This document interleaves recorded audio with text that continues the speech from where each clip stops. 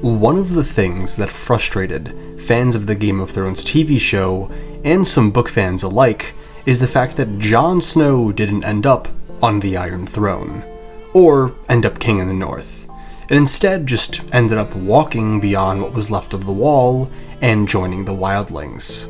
And while I wholeheartedly can't stand what the TV show did to Jon's character, not just in Season 8, but throughout the entire show, I have to say, without any context, I really do love the idea of Jon's story ending with him going beyond the Wall and walking away from all of it.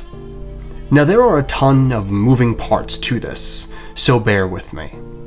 The first thing that I have to establish is we know that Jon Snow will not end up sitting on the Iron Throne because George R. R. Martin himself has stated that it will be Bran who rules at the end of it all. I actually made a video about this a few months ago, and I'd recommend checking it out if that interests you. But in short, Bran's arc is one of learning how to be a proper king, and his ending will be the follow-through to that concept. But to further this point, in regards to Jon, I feel it doesn't make sense for him to rule the Seven Kingdoms at all, because he is so unbelievably removed from the politics of King's Landing, and hasn't ever expressed any interest in running the realm.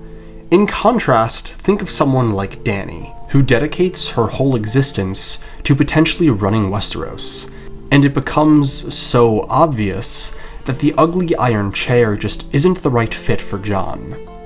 The more interesting conversation to have is, will Jon end up being the King in the North? And ironically enough, I believe the answer is no. At this point in time, there are a lot of people who seem to be making a play or have some potential claim to the North. First of all, we have Davos, going to get Rickon, that way the Manderleys can overthrow the Boltons and take back power. Bran is still alive and has a legit claim by being the eldest living legitimate son of Ned Stark. Littlefinger and Sansa have this grand plan of controlling a large part of the Vale, and potentially the North as well, and I would say it is more likely than not that Robb in his final moments named Jon as his successor when writing his will. So there is a lot going on with succession in the North, and I can see a solid argument for Jon Snow being king in the North for at least a time. Jon Snow throughout the main series frequently fantasizes about being the Lord of Winterfell. Specifically after Stannis Baratheon offers to legitimize him, Jon comes to terms with the thoughts that he's always had buried deep down. Directly after Stannis offers him Winterfell, Jon thinks this: I might someday hold a son of my own blood in my arms. A son was something Jon Snow had never dared dream of, since he decided to live his life on the Wall. I could name him Robb. Val would want to keep her sister's son, but we could foster him at Winterfell, and Gilly's boy as well. Mance's son and Craster's would grow up brothers, as I once did with Robb. He wanted it. Jon knew then. He wanted it as much as he had ever wanted anything. I have always wanted it, he thought guiltily. May the gods forgive me. It was a hunger inside him, sharp as a dragonglass blade. A hunger. He could feel it. It was food he needed, prey, a red deer that stank of fear, or a great elk, proud and defiant. He needed to kill and fill his belly with fresh meat and hot dark blood. His mouth began to water with the thought. It was a long moment before he understood what was happening. So clearly, deep down, there was a part of Jon Snow that always desired to be the Stark in Winterfell. It's just something he never admitted to himself, because he knew that in order to be the Stark in Winterfell, Robb would have to die. I believe this is partially why, late in A Dance with Dragons, Jon has a dream where he cuts down his brother Robb. It's symbolic of this deep and dark desire and envy that Jon always had for him. This isn't to say that Jon didn't love Robb, quite the opposite. He looked up to his big brother, but relationships are complex. You can admire and envy someone deep down at the same time. And this is Jon Snow's dilemma. Constantly throughout the main series, he is pulled between what he desires and what he's supposed to do. He says his vows to the Night's Watch and promises to prioritize his duty to the Wall, but when push comes to shove, Jon Snow isn't a man who can suppress his love. Even though he knows he's ultimately going to betray her, Jon can't help but fall in love with Ygritte, and he falls in love with what she represents to him.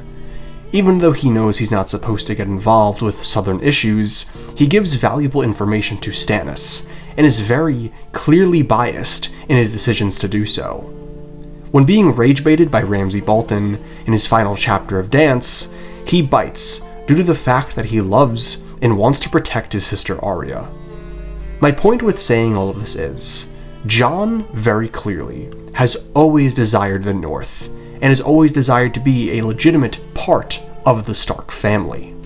This is why when we see him in the opening chapters talk to Bran and Arya more than any other siblings, because he genuinely has so much love in his heart and wants to fit in. So there is all this setup for Jon being the king of the North. He has the desire, he probably has the claim, he has the look, the strength, the wolf, and all of it. And I think for a time, George R.R. Martin will give the fans the payoff we have all desired, that being Jon as the Lord in Winterfell. But ultimately, this spot will only be temporary. Jon Snow is a character whose entire arc is baked into conflicting desire, and not really fully understanding the costs of decisions before committing to them, or being committed to them by other people. For example, Jon's decision to join the Night's Watch is silly and childish. He's upset about the life that he currently has, and has a very childish outlook on his own existence. So he decides to join the Night's Watch in haste, only to discover that it's not what he thought it was. That it's not filled to the brim with heroes, and he isn't just going to walk in there and be a ranger with his uncle. A great example of this childish outlook shifting is just the way he feels about having a potential son. In Book 1, he states that he would never consider having a child, that he would never consider fathering a bastard, but later on, when offered the chance at being the Lord in Winterfell, one of his first thoughts is, I could have a son, and name him Robb. Showing that Jon's feelings and ideas about what he wants change on the fly, and he doesn't always have a clear-cut understanding of what he truly wants. This is a very real and relatable thing about Jon, and one of the reasons that I value and love him so much as a character. Jon's arc is one of reacting to the now, and not always considering the way in which the world can change along the way. So with that being said, as it stands right now, Jon deep down wants to be the Lord in Winterfell, and wants to be with his family. But unfortunately, I believe when he gets what he desires, it won't be what he thinks it is. We see through Ned and Robb that being a lord isn't really all it's cut out to be. While you are in a powerful position, that power itself is more crippling than freeing. The crown is heavy, which is why it never fits properly on Robb's head. And I believe that while the crown will fit on Jon's head, it's going to be a fit that he realizes he doesn't want. More than anything, Jon Snow desires his family and freedom. That is why he is so fixated on the others, because he knows that with them comes the death of freedom itself. And when Jon eventually becomes the King of the North, he is going to find himself more isolated than ever. I believe that in gaining this power, he will lose aspects of himself. He may possibly lose his companion Ghost in order to be revived. He may possibly eat Ramsay's heart in order to become closer with the old gods.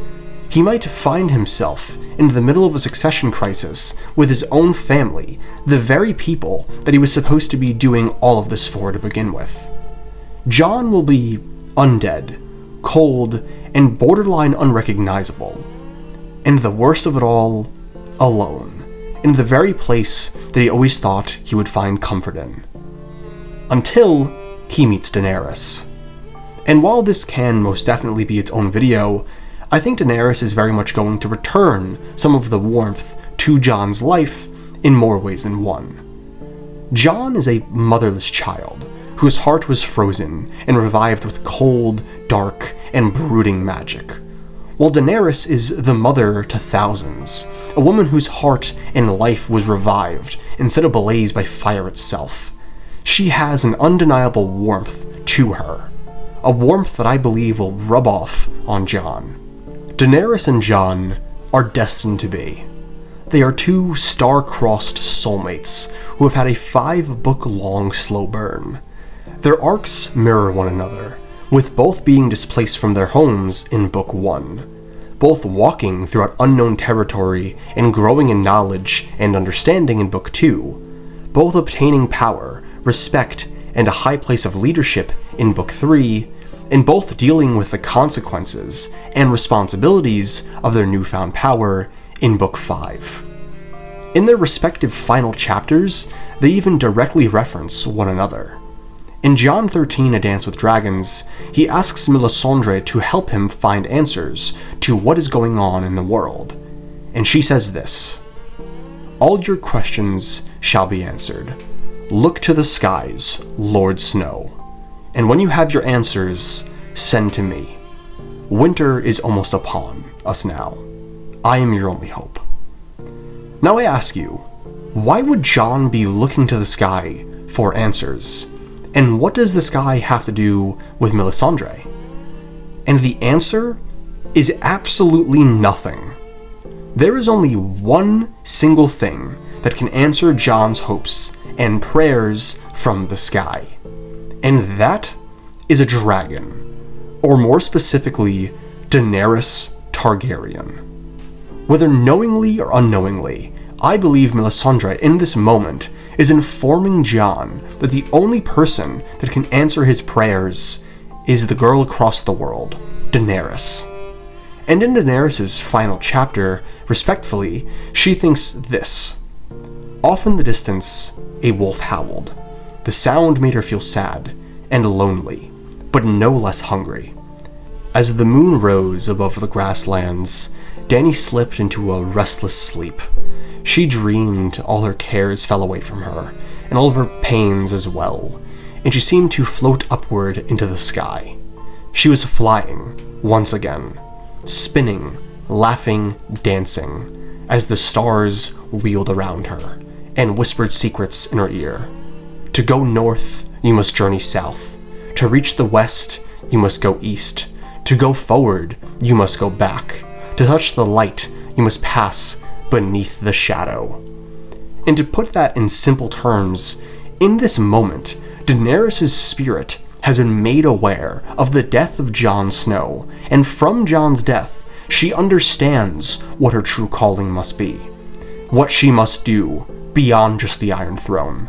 Beyond Meereen, beyond Essos, she must go north and deal with the threat that is the others.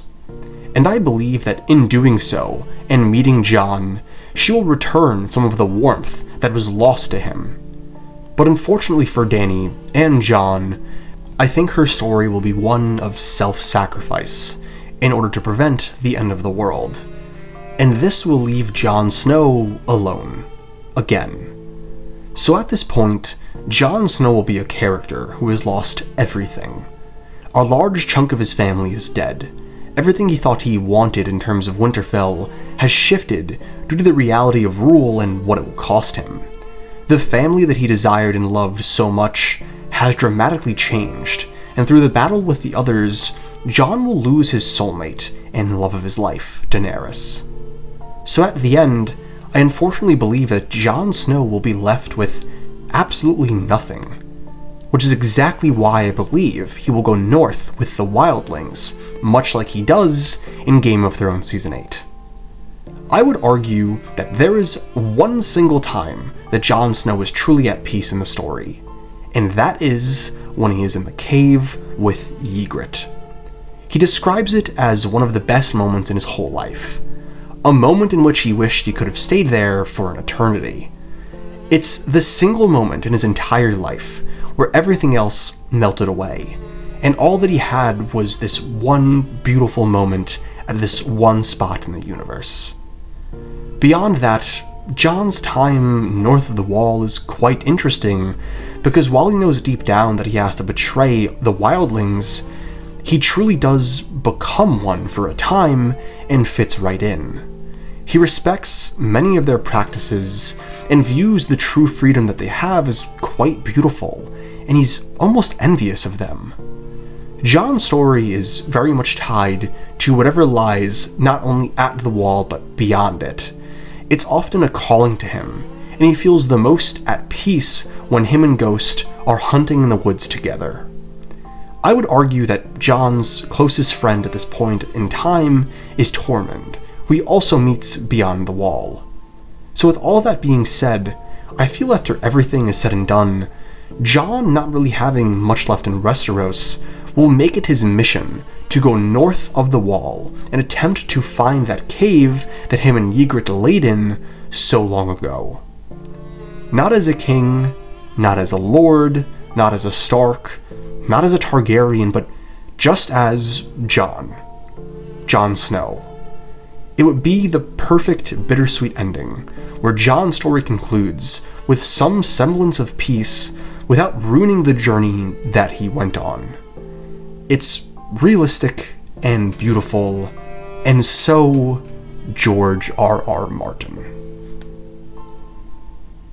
With all that being said, if you've made it into this video, thank you so much for watching. Please let me know in the comments down below what you thought, and I hope to catch you in the next one.